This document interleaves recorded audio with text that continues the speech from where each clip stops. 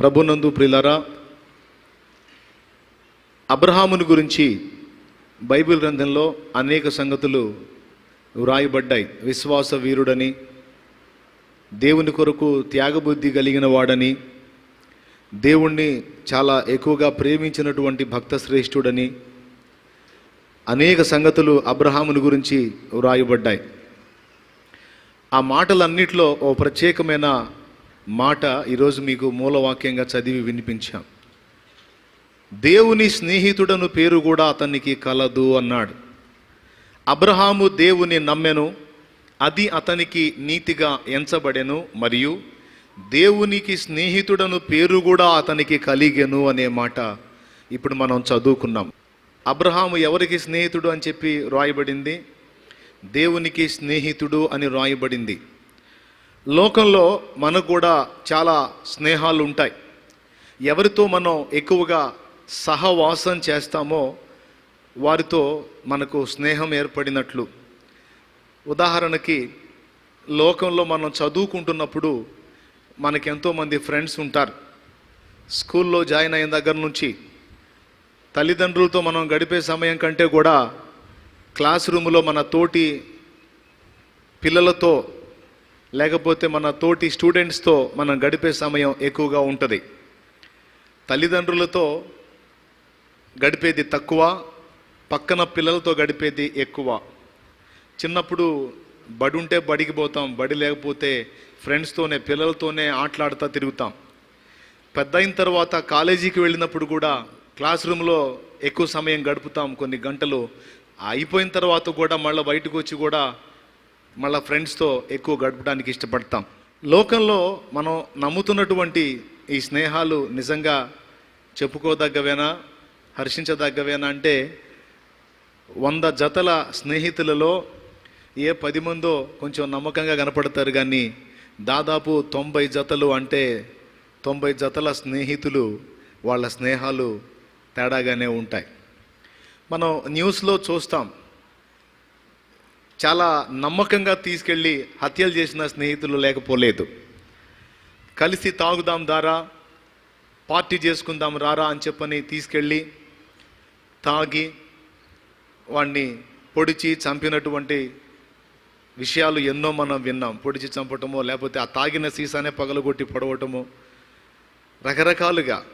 స్నేహితులని నమ్మి వెళితే, తోటి సహవాసులని నమ్మి వెళితే ప్రాణాలే పోగొట్టుకున్న పరిస్థితి కొందరిదైతే, ఇద్దరం ఫ్రెండ్స్ కలిసి వ్యాపారం చేస్తున్నాం అని చెప్పని స్టార్టింగ్లో హడావుడిగా చెప్పుకొని నమ్మకమైన స్నేహితుడని నమ్మితే వాడు నన్ను నిలువునా ముంచాడు, ఏం స్నేహాలో ఏమో అని చెప్పని వ్యాపారంలో నష్టపోయి స్నేహితుల ద్వారా నయవంచనకు గురైన స్నేహితులు మరికొంతమంది. అవునా?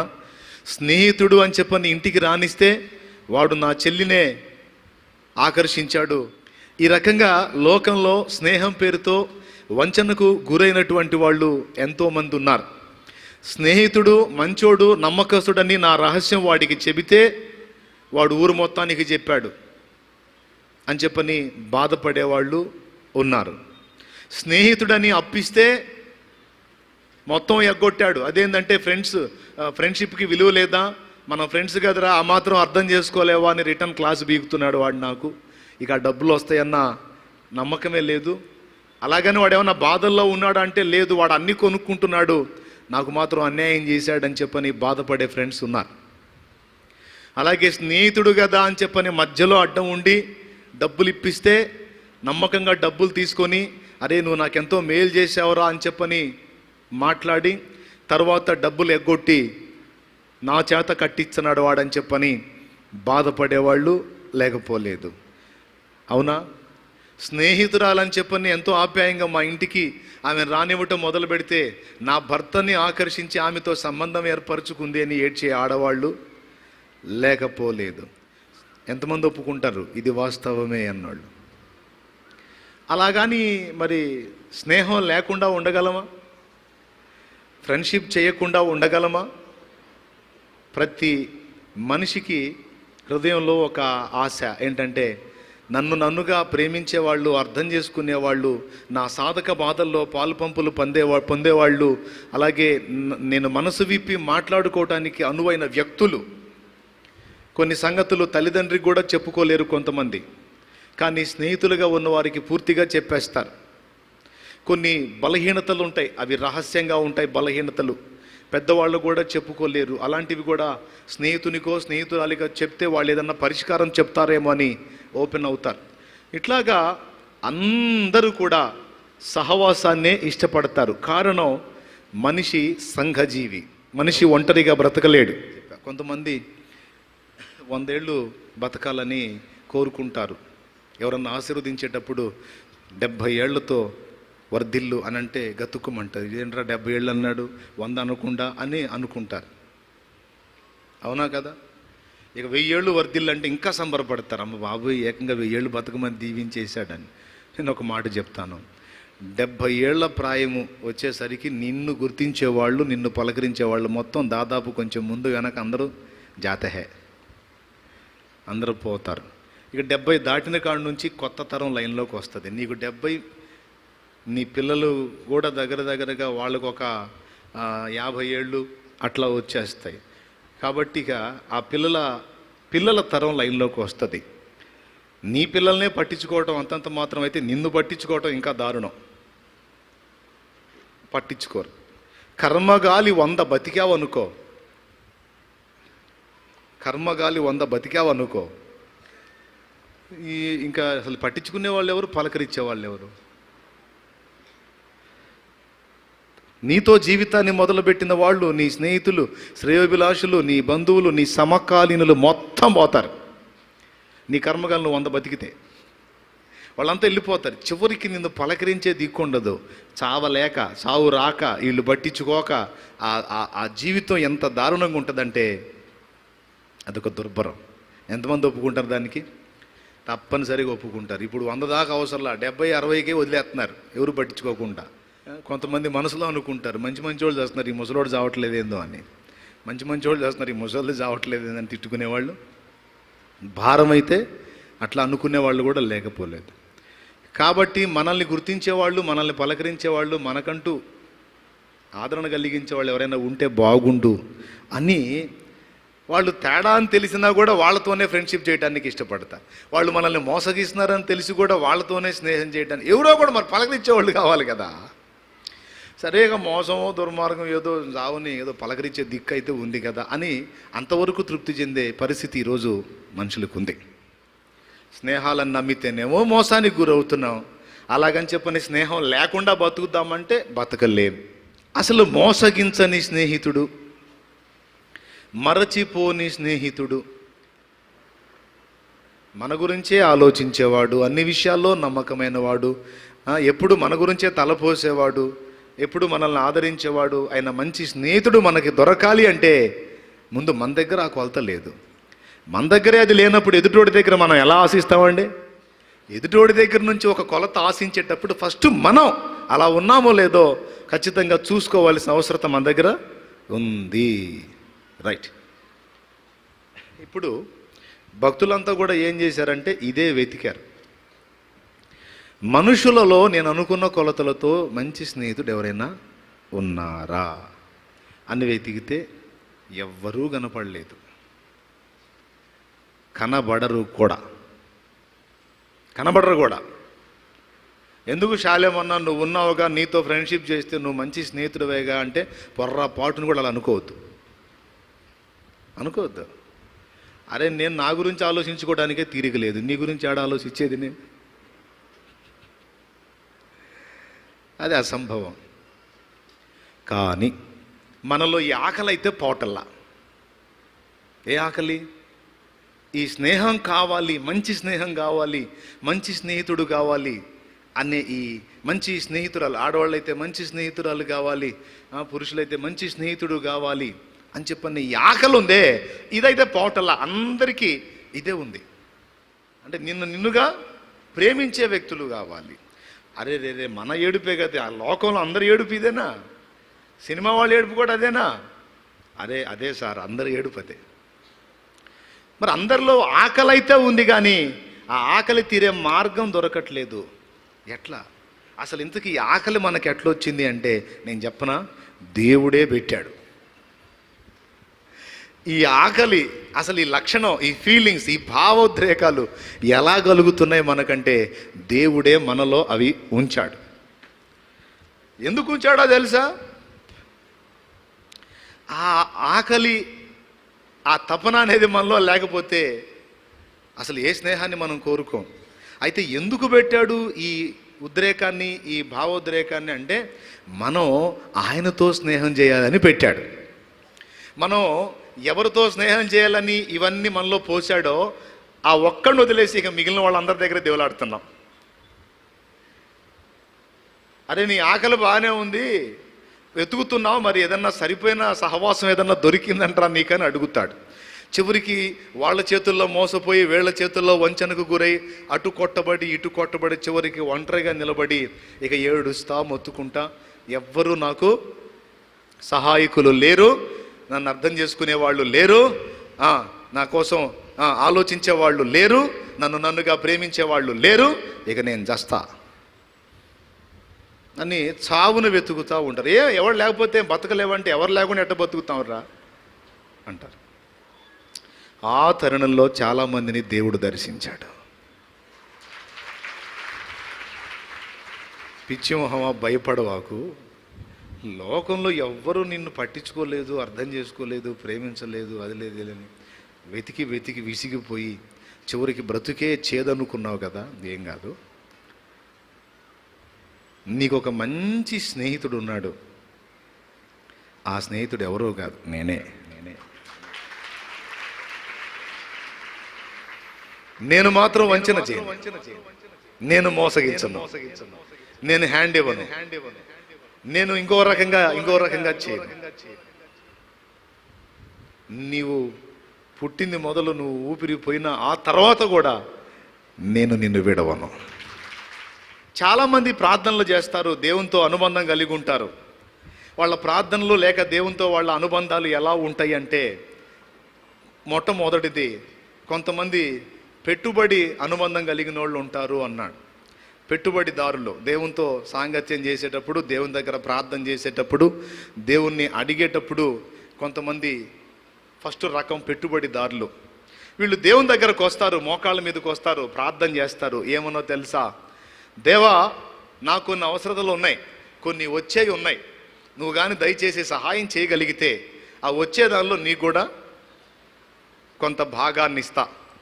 ఒక ప్లాట్ అమ్మాలనుకుంటున్నాం దేవా, దయచేసి కనికరించు ప్రభువా అని కాసేపు ఏడిసి మొత్తుకొని ఆ ప్లాట్ కానీ నీ కృపతో నువ్వు కానీ దాన్ని నేను అనుకున్న రేటుకి అమ్మే పని అయితే ప్రభువా నీకు నేను ఇంత ఇస్తా. అలాగే ఈ జాబ్ వచ్చే ఛాన్స్ ఉంది ప్రభువా, ఇది కానీ నాకు వచ్చే పని అయితే నీ చిత్తమై ప్రభువా నీకు స్తోత్రం, హల్లెలూయా. ఇక నాకు ఉద్యోగం వచ్చిందంటే ఇక నెల నెల దశమ భాగం ఖచ్చితంగా నీకే, పో పండుగ చేసుకో. ఏంటివి? పెట్టుబడులు. దేవుని దగ్గరకు వచ్చి ఈ పెట్టుబడులు పెడతా ఉంటారు కొంతమంది. మరి ఏదన్నా చూసుకో, మరి నీకు అవకాశం ఇస్తున్నాను నేను, మరి నువ్వేమన్నా నాకు లైన్ చేయగలిగితే నీకు నేను ఇంత అని చెప్పని కమిషన్స్ అన్నమాట. ఇదొక టైపు బంధం. కొంతమంది మైండ్ అలా ఉంటుంది దేవుని దగ్గరికి వచ్చినప్పుడు. సరే వదిలేద్దాం. ఇక రెండో రకం కొంతమంది మైండ్ ఎలా ఉంటుందంటే కంప్లైంట్లు అన్నమాట. విజ్ఞాపనలో అందులో కంప్లైంట్లు. వీళ్ళ పని ఏంటంటే వచ్చి మోకాళ్ళుని వీళ్ళు కూడా హల్లెలూయా స్తోత్రం అని చెప్పని ప్రార్థన మొదలు పెడతారు. మొదలుపెట్టిన తర్వాత వీళ్ళ దగ్గర ఎక్కువగా ఉండేది ఏంటంటే విజ్ఞాపనల్లో విమర్శలు ఉంటాయి.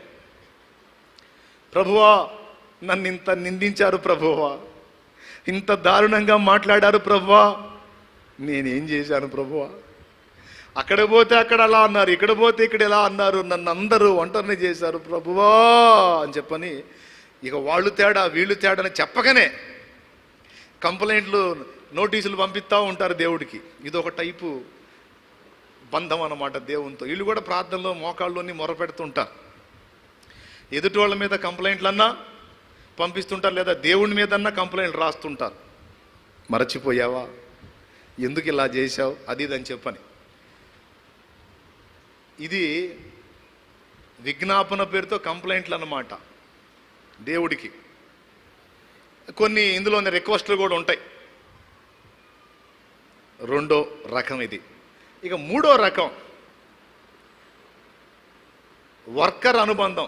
వర్కర్ అనుబంధం అంటే ఏంటంటే, దేవుని దగ్గర మోకాళ్ళు ఉంటారు. దేవా నేనేం చేయాలో చెప్పు, ఇదిగో ఇంతవరకు చెప్పావు, ఇది చేశా, స్తోత్రం, ఇంకేం చేయాలో చెప్పు, అది చేయాలా ఇది చేయాలా అని చెప్పని అంతా దేవుని దగ్గర నుంచి అడిగి తెలుసుకొని వెళ్ళి దేవుని పని కానీ లేకపోతే దేవుడు చెప్పిన ఇతర విషయాలు కానీ ఏవైనా నేనేం చేయాలో చెప్పని అన్ని దేవుని దగ్గర అడిగి పొందుకొని చేసేటువంటి బంధం మరొకటి ఉంది మనుషుల్లోనే. వీళ్ళంతా భక్తుల్లోనే. ఫస్ట్ బ్యాచ్ ఎవరు? కమిషన్, నాకు చేయి నీకు చేస్తా, ఒకటి. రెండు కంప్లైంట్లు. మూడు వర్కర్లు అన్నమాట. దేవుడు చెప్పింది చేశాను, అదిగో చెప్పావుగా చేశాను, ఇదిగో మళ్ళీ రిపోర్టు, నువ్వు చెప్పినవన్నీ నెరవేర్చాను ప్రభా, నీకు స్తోత్రం. ఇక అంతకుమించి ఎక్కువ లోతుకు వెళ్ళరు. కాసేపు స్తుతించటం, చెప్పినవి చేశాను ప్రభా అని దేవుని మయంపరుచుకోవటం, ఏమన్నా అడగాల్సి ఉంటే అడగటం, వదిలేయటం. ఇవి మూడు రకాల అనుభవాలు. నాలుగో రకం ఉన్నారు. వీళ్ళు యంత్రాలు. యంత్రాలు అంటే తెలుసా మీకు? ప్లేయర్ సీడీ ఉంది, అదొక యంత్రం. ఈ సీడీలో ఒక పాటను రికార్డ్ చేసి పెడితే మనం ఎప్పుడు పెట్టినా అదే వస్తూ ఉంటుంది. ఇది నాలుగో టైప్ అన్నమాట, యంత్రాలు అన్నమాట. వీళ్ళు దేవుని దగ్గరకు పోయినప్పుడు ఫస్ట్ అన్న ఏం చెప్పాడు? కాసేపు స్తుతించమన్నాడు. దేవా లైన్లో ఉండు, స్తోత్రం స్తోత్రం స్తోత్రం స్తోత్రం, హల్లెలూయా హల్లెలూయా హల్లెలూయా హల్లెలూయా హల్లెలూయా. ఇది ఒక విచిత్రమైందన్నమాట. ఇది సూపర్, ఎక్కువ శాతం ఇదే అని చెప్పని మొత్తం రికార్డ్ అంతా వినిపిస్తూ ఉంటారు. అయిపోయిందా? తర్వాత ప్రభా మనోళ్ళు పాపపు ఒప్పుకోలు, దేవా పాపిని, నా పాపాలు క్షమించు, ఇంటి వాళ్ళ పాపాలు క్షమించు, సంఘం పాపాలు క్షమించు, దేశంలో పాపాలు క్షమించు. అయిపోయింది, రాసుకున్నావా? ఓకే. తర్వాత కృతజ్ఞతాస్తుతులు, చెప్పు, స్తోత్రం, ఇదిగో అన్నం ఇచ్చావు స్తోత్రం, వస్త్రం ఇచ్చావు స్తోత్రం, రక్షణ ఇచ్చావు స్తోత్రం, ఆత్మను రక్షించావు స్తోత్రం. రాసుకున్నావా? ఎంత ఇదేంటంటే యాంత్రికంగా ఉండేటువంటి బంధం అన్నమాట. ఇది యంత్రం అని చెప్పొచ్చు. వీళ్ళు స్తోత్రాలు యాంత్రికంగానే ఉంటాయి, ప్రార్థన యాంత్రికంగానే ఉంటుంది. ఇకంతా కూడా అంతే. ఏదైతే ఇక్కడ నేను చెప్తానో చక్కగా దేవుని ముందు కూర్చొని అప్పచెబుతారు పాఠం. ఇక వేరే ఫీలింగ్స్ ఏముండవు. ఇప్పుడు ఈ నాలుగు రకాలకి వేరే ఫీలింగ్స్ ఏముండవు. ఫస్ట్ది ఏంటి? ఏంది మరి, ఏమన్నా చూస్తావా? చూసుకో మరి, ఏమన్నా నువ్వు లైన్ చేయగలిగితే నేను నీకు మామూలుగా ఉండదు, ఒకటి. రెండోది వాళ్ళ సంగతి ఏంది, వీళ్ళ సంగతి ఏంది, వాళ్ళు అట్లా వీళ్ళు ఇట్లా, మరి నా సంగతి ఏంది రెండు. మూడు, చెప్పినవన్నీ చేశానయ్యా, ఇంకేం చేయాలా చూడు మరి నా సంగతి. మూడు. నాలుగు యంత్రాలు. ఇక పోయి అంత నోట్సు పాఠం అప్పచెప్పినట్టే. ఈ నాలుగు రకాలు దేవుడు కోరుకోవటం లేదు. అదేదన్నా నువ్వే చెప్పావుగా ప్రార్థన చేయమనంటే ఓకే చెయ్యాలి. కానీ వీటన్నిటికంటే మించినది ఇంకొకటి ఉంది. అదేంటో తెలుసా? అదే ఇందాక నేను చెప్పింది అబ్రహాం దగ్గర, స్నేహం. నువ్వు ఈ చెప్పినటువంటి 4 పద్ధతుల్లో దేవునితో సంబంధం ఏర్పరచుకోవటం కాదు, కానీ దేవునితో మొట్టమొదట నువ్వు ఏర్పరచుకోవలసిన అసలు సిసలైన అనుబంధం స్నేహ సంబంధం. ఏ సంబంధం? స్నేహ సంబంధం. దేవుడు కోరుకున్నది కూడా అదే. దేవుడు తనతో సహవాసము కొరకు మనల్ని నిర్మించుకున్నాడు, తనతో కలిసి జీవించడానికి. ఏమండి, మనం చేసే పనులు కానీ, మనం చేసే ప్రార్థనలు కానీ, మనం చేసే ఇతర కార్యక్రమాలు కానీ, మనం చెల్లించే ఆరాధనలు కానీ రోబోట్లతో చేయించుకోలేడా? ఒకసారి చెప్పండి నాకు. ఒక రోబోట్ని తయారు చేసి, ఇప్పుడు మనుషులే దాని చేత ఎన్నో పనులు చేయించుకుంటున్నప్పుడు, రోబోట్లను తయారు చేసి దేవుడు ఆయన కావాలి అనుకున్నవన్నీ చేయించుకోలేడా? కానీ దేవుడు మనల్ని రోబోట్లలాగా చేయలా, మనల్ని స్వతంత్ర వ్యక్తులుగా చేశాడు. తన పోలికలో, తన స్వరూపమందు, తన ఉన్న రీతిని మనల్ని నిర్మించాడు. ఎందుకో తెలుసా? రోబోట్ మనతో ఫ్రెండ్షిప్కి పనికిరాదు. తెలుసా మీకు? రోబోట్ లేకపోతే రోబో మనతో ఫ్రెండ్షిప్కి పనికిరాదు. ఎందుకంటే దానికి స్వేచ్ఛ లేదు, దానిలో భావోద్రేకాల పరంపర లేదు. కానీ మనకు స్వేచ్ఛ ఉంది, మనలో భావోద్రేకాల సంపద ఉంది. మన స్వతంత్ర జీవులం, మనం ఏ నిర్ణయమైనా చేసే హక్కు అధికారం అనుకుంది. బాయ్ విను జాగ్రత్తగా. ఎలా అవకాశం వచ్చింది, ఇలా ఎలా అయ్యామంటే దేవుడే అలా మనల్ని నిర్మించాడు స్వేచ్ఛాపరులుగా. అర్థమైందా? ఎందుకు అలాగా అంటే ఒక రోబోట్, ఒక యంత్రంలాగా మనం ఆయన్ని సేవించడం కాదు, కానీ ఒక మంచి స్నేహితుని వల్లే మనం ఆయనతో వ్యవహరించాలని ఆయన కోరుకున్నాడు. ఏదెను తోటలో ఆదాము హవ్వల్ని నిర్మించినప్పుడు ప్రతి రోజు చల్లటి వేళ ఆయన ఒక సామాన్యుడిలాగా వాళ్ళ మధ్యలోకి వచ్చాడు. ఆ మహిమా స్వరూపి సామాన్యుడిలాగా వచ్చాడు కాబట్టే ఆదామా నీవెక్కడా అన్నాడు.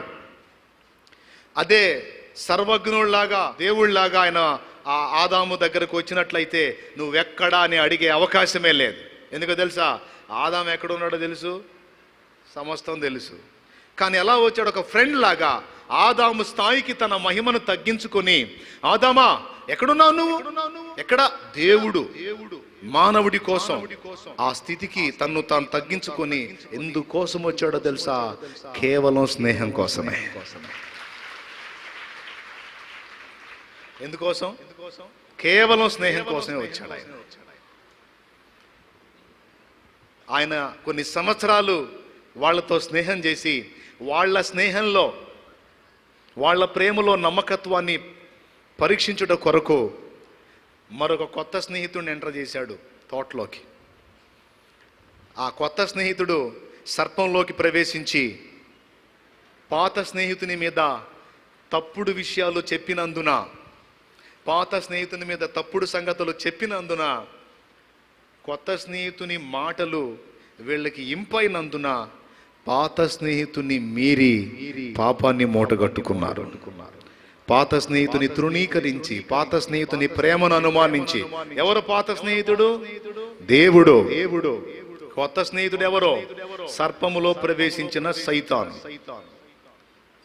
ఏ స్నేహాన్ని కోరి, ఏ సహవాసాన్ని కోరి మనల్ని నిర్మించుకున్నాడో ఆ సహవాసమే దూరం అయిపోయింది. మధ్యలో ఎవరు ఎంటర్ అయినందున? సర్పం ఎంటర్ అయినందున. ఓకే, ఒకప్పుడు ఎంతో అనుబంధంగా అన్యోన్యంగా ఉన్నటువంటి దేవుడు మానవుడు ఇద్దరి మధ్య పాపం అనేది ప్రవేశించింది. ఆ పాపం అనేది ప్రవేశించక మునుపు మానవుడు భూమి మీద ఉన్న పరలోక ఆనందాన్ని అనుభవిస్తూ ఉన్నాడు. ఎప్పుడైతే ప్రవేశించి దేవునికి దూరస్తుడైపోయాడో ఇక భూమి మీద శాపం అనుభవించటం మొదలు పెట్టాడు. 2019 సంవత్సరాల క్రితం దేవుడే వేరైపోయిన తన స్నేహితుని మళ్ళా తనతో సమాధాన పరుచుకోవాలని ఈ ఆకారం, గణిత శాస్త్రంలో ఈ ఆకారాన్ని ఏమంటారండి? ఏమంటారు దీన్ని? ప్లస్. ప్లస్ అంటే తెలుగులో కూడిక, కలుపుట. దేవుడు మానవుడు మధ్య వచ్చిన ఆ ఎడబాటు ఏది ప్రవేశించింది? పాపం. ఆ పాపాన్ని ఆయన స్వీకరించి ఆ పాపానికి సిలువ మీద ప్రాయశ్చిత్తం చేసి పాపాన్ని నిర్మూలించి ఈ ప్లస్ ఆకారం విడిపోయిన దైవ మానవ సంబంధాన్ని తిరిగి ఐక్యపరిచినటువంటి వ్యక్తిగా యేసు కనబడుతున్నాడు.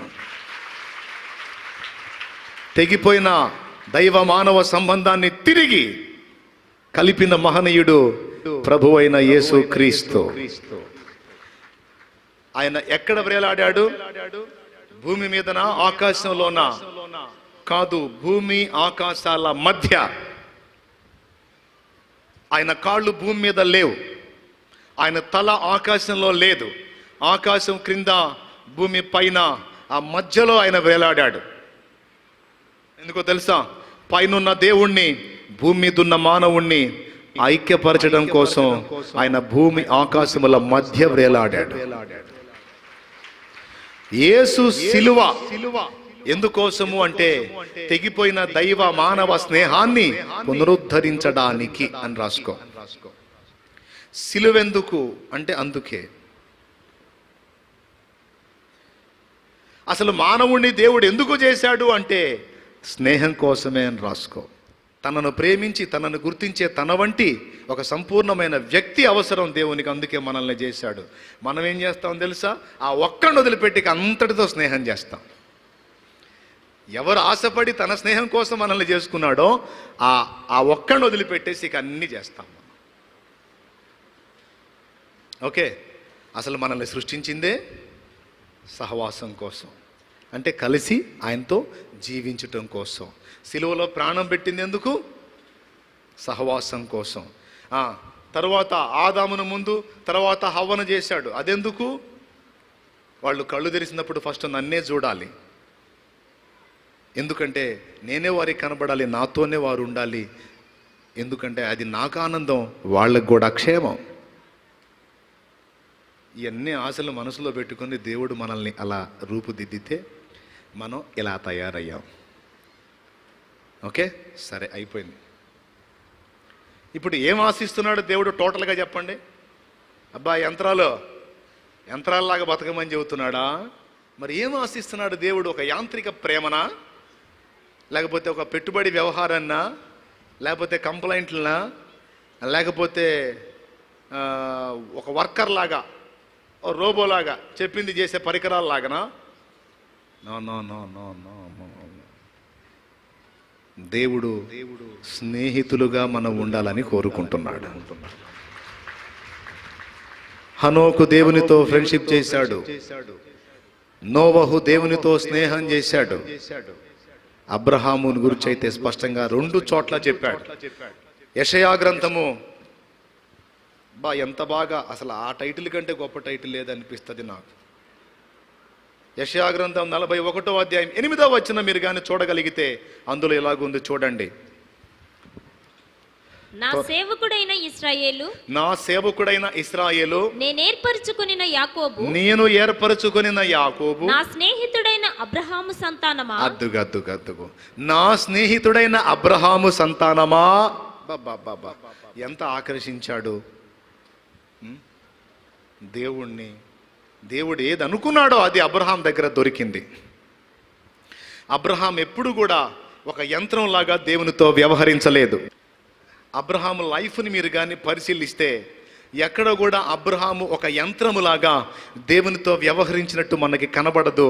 మరి ఎలా కనపడిద్ది అంటే ఓ మంచి స్నేహితుడిలాగా అబ్రహాము దేవునితో వ్యవహరించినట్టు మనకి ఇట్టే అర్థమవుతుంది. ఇప్పుడు మనం దేవునికి ఇందాక చెప్పినట్టు యంత్రాల్లాగా వ్యవహారం చేద్దామా, లేకపోతే స్నేహితులం అవుదామా? అసలు దేవుడు ఏం కోరుతున్నాడు? పెద్దగా చెప్పండి. రైట్, మనం దేవునికి స్నేహితులంగా వ్యవహరిస్తే మనకు అనుకూరేటువంటి ప్రయోజనాలు ఏంటి చూద్దాం. మొట్టమొదటిది, దేవునికి మనం స్నేహితులమైతే, ఆయన మనకు స్నేహితుడైతే ఆయనకి మనకు మధ్య చనువు ఏర్పడిద్ది. ఏం ఏర్పడిద్ది? చనువు ఏర్పడిద్ది. ఎంత చనువు అంటే చాలా ఫ్రీ వస్తుంది. ఇక భక్తి నీకు భారం అనిపించదు. భక్తి ఎప్పుడు భారం అయిద్దో తెలుసా? భక్తి యాంత్రికంగా మారినప్పుడు పెద్ద హింసలాగా ఉంటుంది. భక్తి అనేది ఇష్టంతో జరిగినప్పుడు అది ఎంతో అద్భుతంగా, ఆహ్లాదంగా, ఆనందదాయకంగా, ఇంకంతకంటే మరొక ఆనందకరమైనది ఏది లేదు అన్నంతగా మారిపోయింది. ఎప్పుడు భక్తి యాంత్రికమైనప్పుడా, లేకపోతే భక్తి ఇష్టంతో జరిగినప్పుడా? రైట్.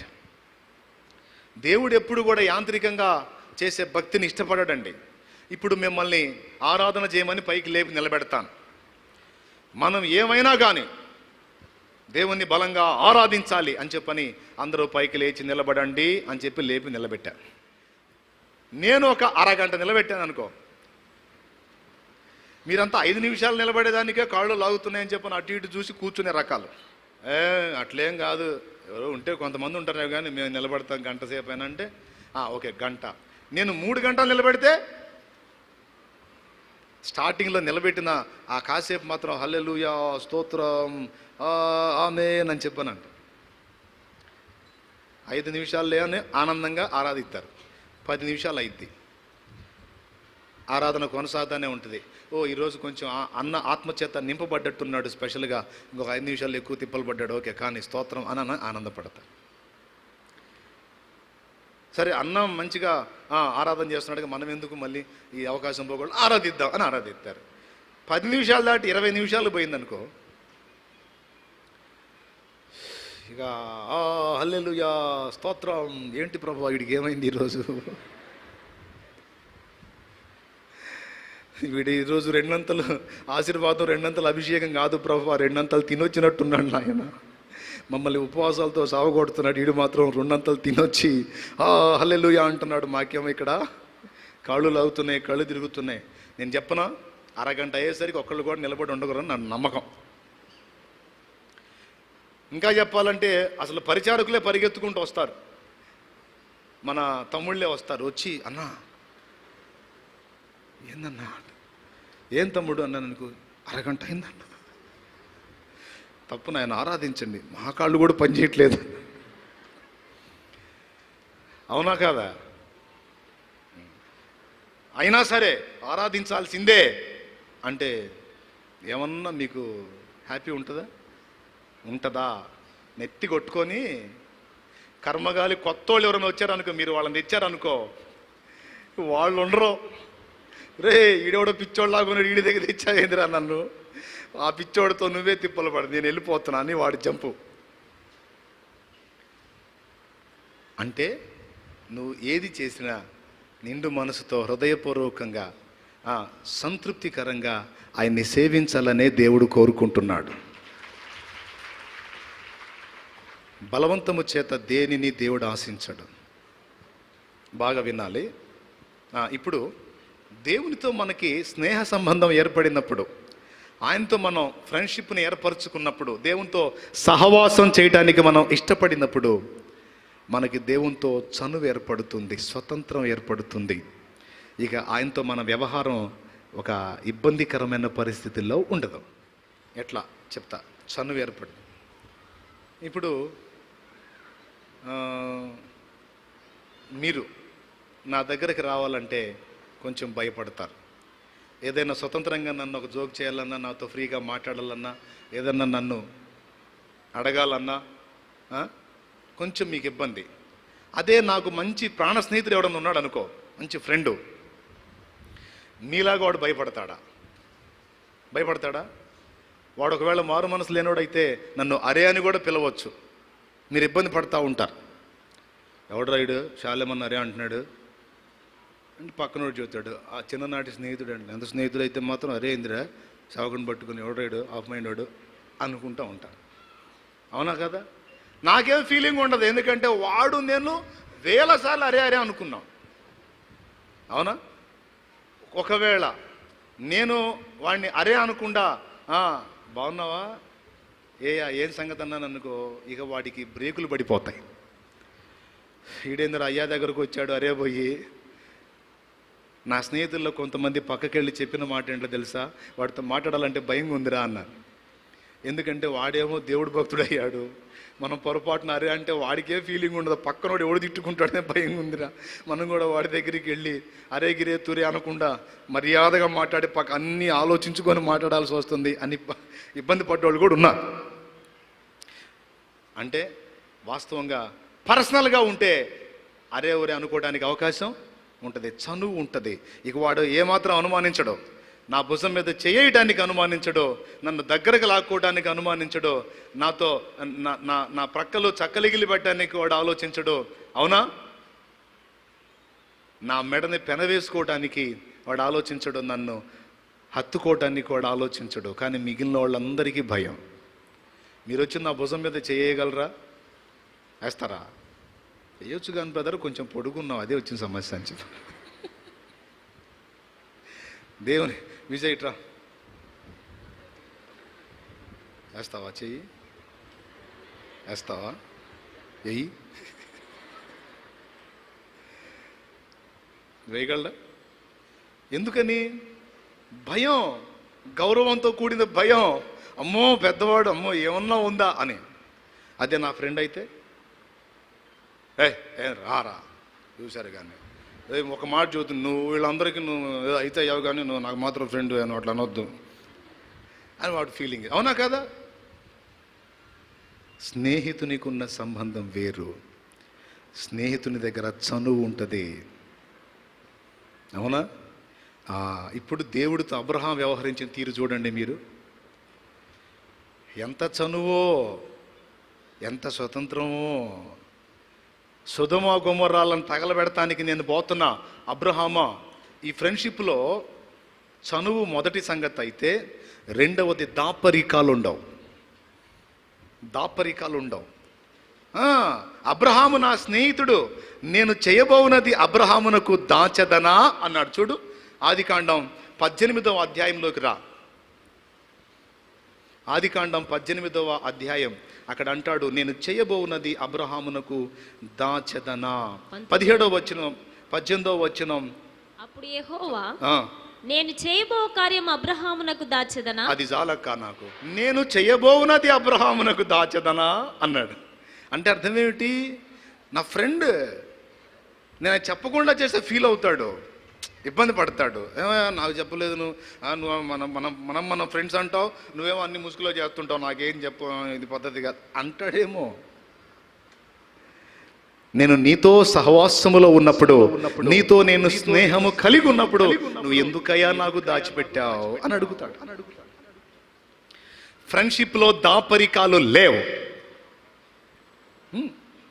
యేసు ప్రభువే అన్నాడు, నేను అన్నీ మీకు చెప్పేశాను కనుక, మీకు ఏది దాచలేదు కనుక ఇక నుంచి మీరు నాకు ఫ్రెండ్స్ అన్నాడు. ఎక్కడన్నాడు? రండి, యోహాను సువార్త 15వ అధ్యాయానికి రండి. నేనేమైనా దాచిపెడితే మీరు నాకు ఫ్రెండ్స్ కాదు, దాచిపెట్టక అన్నీ చెప్పాను కాబట్టి మీరు నా స్నేహితులు అన్నాడు. యోహాను సువార్త 14వ వచనం అంటే చదవండి. నేను మీకు ఆజ్ఞాపించిన వాటిని చేసిన ఎడల తర్వాత చదువు. మీరు నా స్నేహితుల యందురు. దాసుడు తన యజమానుడు చేయి దానిని ఎరుగడు గనుక ఇక మిమ్మల్ని దాసులని పిలవక. దాసుడు తన యజమానుడు చేయునది ఎరుగడు, కానీ మీకు అన్ని చెప్పేశా, ఇక మీదట మిమ్మల్ని దాసులని పిలవక స్నేహితులని పిలుచుచున్నాను. ఎందుకనగా నేను నా తండ్రి వలన వినిన సంగతులన్నిటినీ మీకు తెలియజేసి. అది లెక్క, నేను అన్ని మీకు చెప్పేశా కాబట్టి ఇక మీరు దాసులు కాదు, మీరు నా ఫ్రెండ్స్. బాబా ఎంత మంచి మనసేసయ్యా నీది. నువ్వెక్కడా, మేమెక్కడా? ఆకాశ మహాకాశాలు సృష్టించిన నువ్వెక్కడా? మట్టి పురుగులమైన మేమెక్కడా? మాతో స్నేహమా ప్రభు? మాతో సహవాసమా? నిజమే. నా ప్రియ దేవుని బిడ్డలారా, ఇది కొంచెం ఆలోచించాల్సినటువంటి విషయం. దేవుని దగ్గర మనకి స్నేహము ద్వారా చనువు ఏర్పడుతుంది. మనకి చనువు ఉంటే ఆయనతో సహవాసం మనకి కష్టం కాదు. చనువు లేకపోతే ఒక దాసత్వం లాగుంటుంది. దాసుడు ఎప్పుడు యజమానుడు కిందనే ఉండాలనుకోడు, తన స్వతంత్రత కోరుకుంటాడు. దేవుడు కూడా మనల్ని ఎప్పుడు దాసులుగా నా కిందే నగ్గిపోండి, నేను చెప్పిందే వినండి రోబోల్లాగా అనడు. మన అభిప్రాయాలకి, మన ఆలోచనలకి విలువనిస్తాడు. ఆ స్వేచ్ఛ ఉంది మనకి. అబ్రహాం, నేను ఒకటి చేయబోతున్నాను, నీకు తెలుసా అన్నాడు. చెప్పయ్యా, ఏం చేయబోతున్నావు ఏంటి అన్నాడు. సొదొమ గొమొర్రాలని తగలబెట్టబోతున్నా అన్నాడు. ఏంటి? సొదొమ, గొమొర్రా, ఆద్మా, జెబోయిము, బెలా, సోయరు, వీటిని తగలబెట్టబోతున్నాను అన్నాడు. ఎందుకయ్యా? అరే అసలు ఒక్కడన్నా నీతిమంతుడేడబ్రా, అంతా చెడిపోయారు. ఎంత విచ్చలవిడితనం అయిపోయిందంటే అసలు దాన్ని గూర్చిన మొర్ర గొప్పగా నా దగ్గరకు వస్తుంది, ఇక నేను నాశనం చేయాలి అన్నాడు. అబ్రహాం గతుక్కుమన్నాడు. ఎందుకో తెలుసా? వాళ్ళ అబ్బాయి ఉన్నాడు అక్కడ, అబ్బాయి ఫ్యామిలీ ఉంది అక్కడ. వెంటనే ఆలోచించాడు, ఏంటి నాశనం చేస్తాను అంటున్నాడు, ఇప్పుడు ఎట్లా అడ్డం పెట్టాలా, ఏం చేయాలా అని చెప్పని ఆలోచించుకొని, మీరు చూడండి ఎంత తెలివిగా మాట్లాడతాడో. సర్వలోకమునకు న్యాయము తీర్చువాడు అన్యాయం చేస్తాడా, న్యాయం తప్పుతాడా అన్నాడు. ఏం అబ్రహాం ఏం మాట్లాడుతున్నావు అన్నాడు ఆయన. పాపులతో పాటు నీతిమంతుల్ని కూడా నాశనము చేయటం నీకు దూరమగునుగాక అన్నాడు. నీకుందా ఆ దమ్ము? దేవునితో అట్ట మాట్లాడే దమ్ము ఉందా నీకు? దేవునితో అంత చనువుగా, అంత స్వతంత్రంగా, అంత దగ్గరగా మాట్లాడే దమ్ము మనకుందా? అరే ఎంత ఫ్రీ అండి. నీతిమంతులు, పాపులతో పాటు నీతిమంతుల్ని కూడా నాశనము చేయటం నీకు దూరమవును గాక అన్నాడు. వాస్తవంగా దేవుడు ఏమనాలా? పళ్ళు రాలిపోతాయి, నకరాలు చేస్తున్నావా, ఎవరితో మాట్లాడుతున్నావు నువ్వు, దేవునితో అని తెలియదా, నేను అట్లా చేసేటోళ్ళ కనపడుతున్నానా అని క్లాసులు ఇవ్వాలి కదా. పొర్రపాటును కూడా దేవుడు ఆ మాట అనలా. తెలుసు ఆయన ఏమంటాడో తెలుసు అబ్రహాం. అందుకే నవ్వుకొని, ఏమంటున్నావు అబ్రహాం అన్నాడు. ఏమనేదే ఉంది, అసలు అక్కడ ఒక్కడు కూడా నీతిమంతుడు లేడంటావు, ఏమో 50 మంది ఉన్నారేమో అన్నాడు. ఒక 50 మంది ఉన్నారేమో. వెళ్ళాడు మా వాడు, చెకప్ చేయడానికి వెళ్ళారు, నాలో ఒక భాగం వెళ్ళింది. సరే అబ్రహాం, నువ్వు చెప్పినట్టు అక్కడ నాకు 50 మంది నీతిమంతులు కనబడితే ఆ 50 మంది నీతిమంతుల నిమిత్తం నేను దాన్ని క్షమిస్తానన్నాడు. ఏంద్రా 50 అనేసాను, 50 మంది ఉంటారా? మావాడు, భార్య, పిల్లలు, ఏమో. తర్వాత ఏమన్నాడండి? ఒక 5 తక్కువ ఉంటారేమో అన్నాడు. 18:28 ఆదికాండం. 50 మంది నీతిమంతులు నాకు కనిపించిన ఎడలా, 50 మంది నీతిమంతులలో ఒకవేళ 5 తక్కువైతే 5 తక్కువైనందున ఆ పట్టణమంతయు నాశనము చేయుదువా అని మరలా అడిగాను. అందుకు ఆయన, అక్కడ 45 నాకు కనబడిన ఎడల నాశనము చేయనెను. ఇక చెప్తున్నాడు, ఇక ఒక 5 తక్కువ కనపడతారేమో అంటే, సరేపో 45 మంది అన్నాగా వదిలేస్తా పో అన్నాడు. ఆగలా, చదువు. అతడింకా ఆయనతో మాట్లాడుచు, ఒకవేళ అక్కడ 40 మందియే కనబడుదురేమో అనినప్పుడు ఆయన తగ్గాడు. ఆ 40 మందిని బట్టి నాశనము చేయకయుందునని చెప్పగా, 40 మంది నిమిత్తం వదిలేస్తా పో అన్నాడు. అతడు, ప్రభు కోపపడని ఎడల నేను మాట్లాడేదను, ఒకవేళ అక్కడ 30 మందియే కనబడుదురేమో. ఈసారి 10 తగ్గాడు. కాస్త లైన్గానే ఉందని 10 తగ్గాడు. ఏమండి, 40 నుంచి ఒకేసారి, ఫస్ట్ ఏమో 5 తగ్గాడు, ఇప్పుడు 40 నుంచి ఒకసారి 30 మందికి వచ్చాడు. సరే వస్తే వచ్చాడు. ఆయన ఏం కోప్పట్టలా. చూడండి ఆయన స్పందన ఎలా ఉందో. ఇప్పుడు మన దేవుడి స్పందన చూడాలి. ఆయన, అక్కడ 30 మంది నాకు కనబడిన ఎడల. ఏం అబ్రహాం 10 మందిని తగ్గించావుగా, సరే పో 30 మంది కనపడ్డా వదిలిపెడతా పో అన్నాడు. అందుకతడు, ఇదిగో ప్రభుతో మాట్లాడ తెగించి తిని. అయ్యా నువ్వు గొప్పవాడివి, అసలు నీతో మాట్లాడడానికి ఇంత సాహసం నాకు లేదు, అయినా తెగిస్తున్నా, ఏం అనుకోవద్దు. ఒకవేళ అక్కడ 20 మంది కనబడుదురేమో అని అన్నప్పుడు ఇంకో 10 తగ్గాడు, మళ్ళీ 20 మందికి వచ్చాడు. అంటే చివరికి లోతు దగ్గరికి తేవటానికి.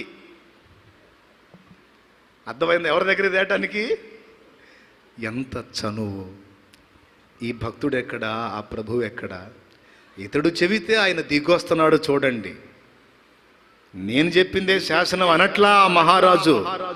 అది ఆయన గొప్పతనం, అది ఆయన వ్యక్తిత్వ సౌందర్యం, అది నా యేసు ఔన్నత్యం. నా తండ్రి ఔన్నత్యం అది. ఆయన తగ్గించుకుంటాడు, ఎంతకైనా తగ్గించుకుంటాడు. ఎంత చనువో మనకు ఆయన దగ్గర, ఎంత స్వాతంత్ర్యం ఉందో ఆయన దగ్గర మనకి. చివరికి 10 మందికి వస్తాడు. చూడండి, చదువు. ఆయన 20 మందిని బట్టి నాశనము చేయకుందనగా, అతడు, ప్రభు కోపపడని ఎడల నేను ఇంకొక మారే మాట్లాడేదను. అయ్యా నువ్వేమనుకోపోతే, కోపపడపోతే ఇంకొకసారి అడుగుతాను. ఒకవేళ అక్కడ 10 మంది కనబడుదురేమో అనినప్పుడు ఆయన, ఆ 10 మందిని బట్టి నాశనము చేయక ఉందున నేను. అక్కడ అంటే అబ్రహాం ఫీలింగ్ ఏంటంటే, మా ఓడిపోయి ఇన్ని రోజులైంది కదా, మా ఓడి ఎఫెక్ట్ కనీసం 10 మంది మీద పడకుండా ఉంటుందంటావా? మా ఓడు ఒక 10 మందినైనా మంచిగా మార్చి ఉంటాడులే, వాళ్ళు చెడిపోయిన వాళ్ళైనా మావాడు మార్చుంటాళ్లే అనుకున్నాడు. మావాడి కుటుంబమే చెడిపోయిందని తెలియదు. మనోడు పోయి వాళ్ళని మార్చడం కాదు, మనోడి ఫ్యామిలీని వాళ్ళు మార్చారు. కొంతమంది ఏమి కాన్ఫిడెన్సో, బ్రదర్ నువ్వు వాళ్ళతో తిరుగుతున్నావు బ్రదర్, వాళ్ళ ఎఫెక్ట్ నీ మీద పడిద్దంటే ఎవరు నేనా? అసలు పొరపాటును కూడా బల్లేవాడివే. మనం ఏందంటే ఏంది అంతవరకే. అబ్బే అసలు మామూలుగానా, సమస్య లేదు, ఎంతవరకు ఉండాలో అంతవరకే అంటాడు స్టార్టింగ్ స్టేజ్లో.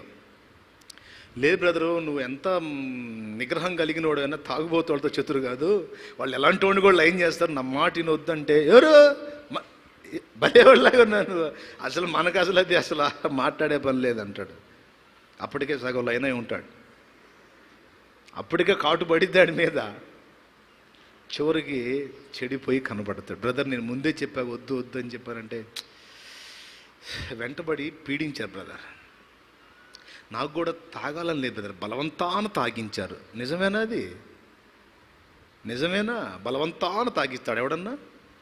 గొంతులో పోస్తాడు కానీ గుటకేపిస్తాడా? చెప్పండి. గొంతులో పోసినా మనం గుటకేస్తేనేగా లోపల పోయేది. ఒట్టిదే బలవంతం తాగిచ్చింది లేదు, ఏమి లేదు. బలవంతాన మనస్సాక్షిని దంపుకొని మనోడే తాగాడు. అందుకే దేవుని వాక్యం స్పష్టంగా చెబుతుంది, దుష్ట సాంగత్యము మంచి నడవడిని చెరుపును. కాబట్టి నీ స్నేహాలు ఎవరితో ఏర్పరచుకున్నావో జాగ్రత్త చేసుకో. సేవకులానే ఉంటారు కొంతమంది, లెగిస్తే phone phone phone phone phone. 10 మందిగా టీమ్గా కూర్చోవటం, 4-5 టీమ్గా కూర్చోవటం, ఆ ఫోన్ ఓపెన్ చేసుకోవటం, ఆ చెత్త చూసిందే చూసి ఆ ఫేస్బుక్ అని ఏంది, ఇప్పుడేంది ఇంకోటి వచ్చింది, ఏంది టిక్ టాకా, ఇప్పుడు ఈ పిచ్చి ఎక్కువైంది. దానిలో వీడియో పెడదామని మన రైలు మీద నుంచి వేలాడబడ్డాడు ఒకడు, కొట్టింది స్తంభం, అంతే అయిపోయింది, పోస్ట్ మార్టం కూడా అయిపోయినట్టుంది. ఇట్లాంటివన్నీ చూసుకుంటా, అందులో వాడు ఏదన్నా హాస్యం చేస్తే నవ్వుకుంటా, లేకపోతే ఏదన్నా చూపిస్తే చూసుకుంటా. ఈరోజు కొంతమంది సేవకుల పరిస్థితి ఎక్కువగా ఈ పిచ్చి అయిపోయింది. సెల్ ఫోన్ వాడొద్దని నేను చెప్పట్లా, సెల్ ఫోన్ యూజ్ చేయి, ఎంతవరకు అంతవరకే నియంత్రణ ఉండాలి. కానీ దైవ సేవలోకి వచ్చి కూడా నలుగురుగా కూర్చున్నప్పుడు కాస్త ఆత్మ మంట కలిగిన వాడు పోయి ఆళ్ళలో కూర్చుంటే చిన్నగా ఈడికి కూడా ఒక మొబైల్ వస్తుంది, స్మార్ట్ ఫోన్ వస్తుంది. ఇక ఒక 4-5 రోజులు స్నేహం చేస్తే చాలు, 6వ రోజు నుంచి ఈడు కూడా కూర్చుంటాడు. వదిలేయ్. అలాంటి వ్యక్తుల సమూహంలో నువ్వు కూర్చుంటే నువ్వు చల్లారిపోతావు. నీలో కాస్తో కూస్తో రగిలిన ఆత్మీయ మంట నాశనమైంది. నువ్వు ఆత్మల్ని సంపాదించడం అనే భారమే నీలో చల్లారిపోయింది. వాళ్ళని ఆవరించినటువంటి ఆ చెత్తంతా నిన్ను పట్టుకుంటుంది. చివరికి నువ్వు కూడా వాళ్ళతో ఎండిపోయిన చెట్టులాగా మారిపోతావు. నిన్ను చూసి వాళ్ళు సిగ్గు తెచ్చుకొని వాళ్ళ బ్రతుకులు దిద్దుకొనున్నట్లుగా నీ జీవితాన్ని మార్చుకోవటం నేర్చుకోవాలి మనం. సేవకుడా, నువ్వు ఎవరి స్నేహంలో ఉన్నావో జాగ్రత్త. వాళ్ళు ఎండిపోయి ఉన్నారా, మండుతున్నారా? మంట కలిగిన భక్తుల మధ్యలో ఉంటే మండుతావు, ఎండిన చెట్ల దగ్గర ఉంటే ఎండిపోతావు. జాగ్రత్త పడు. స్నేహం అయితే అవసరం, కానీ ఎవరి సాంగత్యం చేస్తున్నావో జాగ్రత్త పడకపోతే దేవుని ప్రణాళిక నీ వల్ల నెరవేరదు. ఇది జాగ్రత్త పడాలని సేవకులు కూడా హెచ్చరిక ఇస్తున్నా. లోతు కుటుంబము, లోతు మొత్తం వెళ్ళి ఆ సొదొమ గొమొర్రాలో వ్యక్తుల్ని కొంతమందినైనా మార్చుంటారులే అనుకున్నాడు అబ్రాం. వీళ్ళు మారవటం కాదు, లోతమ్మనే లోతు పిల్లల్ని వాళ్ళు లైన్ చేశారు. ఆ దరిద్రం అంతా వీళ్ళకెక్కింది, వీళ్ళ ప్రభావం వాళ్ళకెక్కలా. ఎందుకో తెలుసా? వాళ్ళు అందులో బాగా పండిపోయి ఉన్నారు. ఎందుకు ఈ మాటలు చెప్తున్నానంటే సహవాస విషయాల్లో జాగరూకులై ఉండాలన్న సంగతి గురించి. దేవునితో స్నేహం చేసిన అబ్రహాముకి ఎంత చనువు, ఎంత తేలిగ్గా, ఎంత స్వతంత్రంగా దేవునితో మాట్లాడగలిగాడు, ఎంత ఫ్రీగా ఉన్నాడో చూడండి. దేవుడు కూడా అదే కోరుకుంటున్నాడు. దేవుడు అనగానే నువ్వు భయపడి అదురుకొని వణుక్కొని చచ్చిపోయేటట్టు ఉండమని చెప్పట్లా ఆయన. మా నాయన దగ్గర నాకు ఎంత స్వతంత్రం ఉందో దేవుని దగ్గర కూడా నేను అంతే స్వతంత్రంగా ఉండాలని దేవుడు కోరుకుంటున్నాడు. అరే మీ నాయన దగ్గర నువ్వేం బిగుసుకుపోవు కదరా, ఫ్రీగానే ఉంటావు కదరా, స్వతంత్రంగా అన్నీ మాట్లాడతావు కదరా, అట్లనే మాట్లాడు బేటా నాతోనే అంటాడు. సహవాసం ఈ విధానంలో మనం దేవునితో సాంగత్యం చేయటం నేర్చుకుంటే మనం ఆయన వదిలి అసలు ఉండలేం.